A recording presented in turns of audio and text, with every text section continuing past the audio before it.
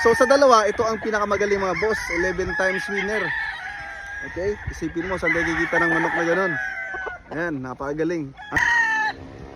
Mga boss, ano bang mas importante? Yung winning line or yung itsura ng manok? Yung gwapong manok? Okay, so mga boss, may ipapakita ko sa inyo na multiple winner ito. 11 times winner, 11 panalo. Okay, so itong manok na ito mga boss, magkapatid ito. So dalawang manok, pinili ko no siguro 5 months. 5 months old sila or magsi 6 months. Binenta sa akin ni Bobby, kapitbahay namin sa Bohol. Binenta sa akin ng 500 isa. Kasi mga Tagalogin lang talaga mga boss. 500 isa. So binili ko yung dalawa, 1,000. At nung nilaban ko mga boss, grabe. Halos bawat panalo niya walang sugat. Okay? At umabot ng 11 panalo silang dalawa. So pakita ko sa inyo yung manok na ito mga boss. Tapos pilatisin ninyo kung ano bang gusto ninyo, yung winning line ba? Kasi ito winning line na ito. Maganda bang i-breed or yung itsura ba ng manok? Pakita ko sa inyo mga boss. So number 1 ito mga boss. Ayan. So ang kulay niya para siyang alimbuyugin. So tingnan niyo yung mukha mga boss oh. Pangit na manok. Pangit, Tagalogin. Ayan. So ito ang pinakamagaling sa kanila mga boss. Ito ang laging walang sugat. Tingnan yung kabilang mata, bulag na mga boss. Bulag na. Pero hindi yan bulag sa laban. Nabulag yan kasi nung nanalo na siya ng 5 beses, ito 5 times winner ito mga boss. Laging walang sugat, laging yung sugat, laging sa hita lang. Kasi ang ganda ng fighting style niya. Alam mo yung paa na ang layo ng paa sa katawan? Ganun. Ganun siya umaway. Tapos angat pa. Tapos pag nagdikitan, kumikikig din. Kaya kumpleto yung away ng manok nito. At ang importante sa kanya, yung paa niya talaga napakalayo at saka patama talaga sa kalaban. Kaya pag nilalaban to, laging walang sugat. Okay? So nabulag siya kasi nung nag 5 times winner siya, hininga muna siya ni Bobby, yung binilan ko dito, kasi i-breeding niya. Ngayon, merong pakawalang tandang, sinugod. Sinugod siya nakatali, muntik na mamatay ito mga boss. Buti na lang, nakaligtas pa siya at mata lang yung nadali sa kanya. Pero sa laban, laging sa hita lang. Kaya hindi ko na yan nilalaban mga boss. Kasi pang breeding na talaga sana. So sa tingin niyo, sa forma ng manok, tuloy ba natin yung pag-breeding nito? Kasi marami tayong magandang manok, mga golden boy setter, white kelso. Ito, maganda kayong pares nito. So yung kapatid niya mga boss, hanapin natin yung kapatid niya. So ito, may golden boy tayo dito, white kelso tayo dito. So ito yung kapatid niya mga boss. Yan. Yan yung kapatid niya.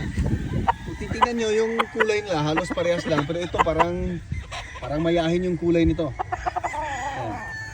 So ito mga boss, ito yung mas may pinakamaraming panalo. 6 na panalo siya mga boss.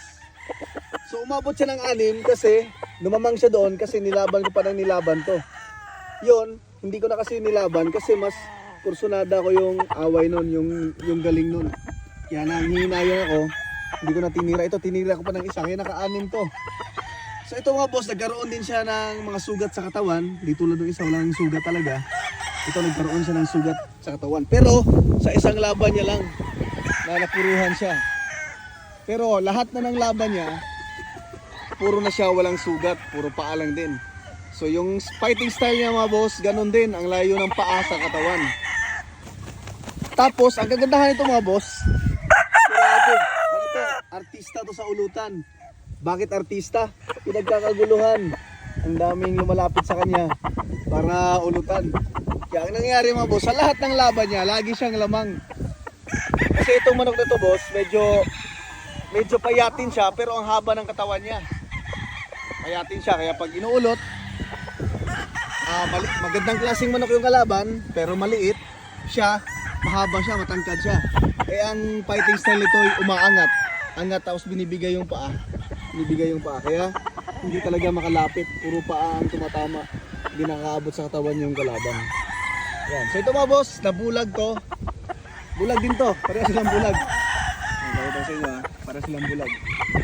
Ayan. Ito, may mata pa siya pero hindi na nakikita. Yan, kasi tinamaan ng tari yung dyan sa may mata banda. So natusok ng tari, kaya siya, yung isang mata niya nabulag. So sa dalawa, ito ang pinakamagaling mga boss, 11 times winner.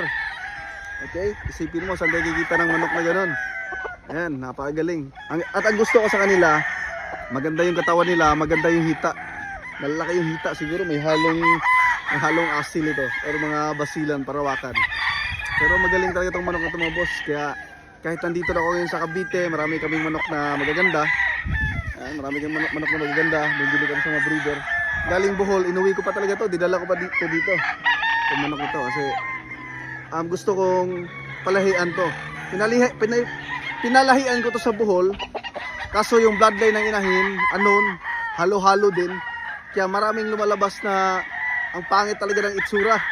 Tapos may lumalabas din na pangit kumalo, talagang tagalogin. Hindi katulad itong magulang nila, kaya nagbabalak ako na siguro, ang gusto ko siguro Gilmore Hats. Tira natin dito. So ano mga boss, sa tingin niyo? Comment nyo lang.